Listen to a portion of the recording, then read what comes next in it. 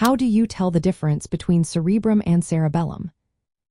Imagine your brain as a busy control center with different rooms, each doing its own special job.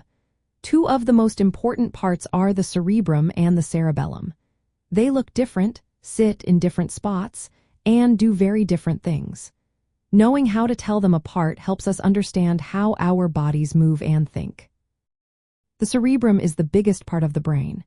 It takes up most of the space inside your skull, about 80% of the total brain volume. It sits on the top and front of your head.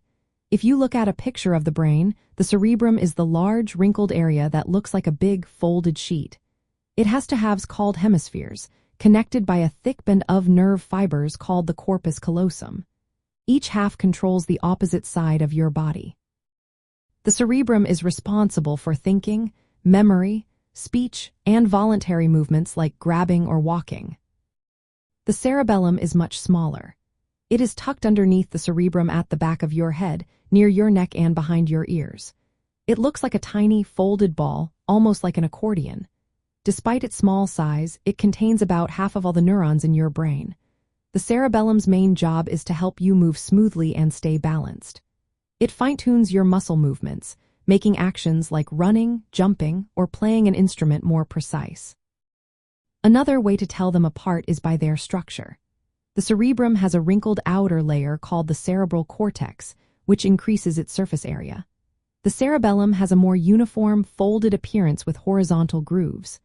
The cerebrum controls the opposite side of your body, so if you have a stroke on the left side of your brain, your right side might be affected. The cerebellum, on the other hand, controls the same side of your body. If the right side of your cerebellum is damaged, your right arm or leg could have trouble moving properly.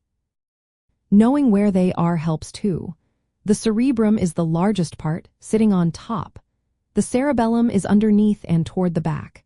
When doctors examine brain scans or perform surgeries, these differences help them identify which part is which. In everyday life, understanding these differences helps explain why some injuries cause problems with balance and coordination, while others affect thinking or speech. The cerebrum is like the brain's command center for complex tasks, while the cerebellum acts like a fine-tuning system for movement. Both are vital, but each has its own unique place and job in keeping us active and alert.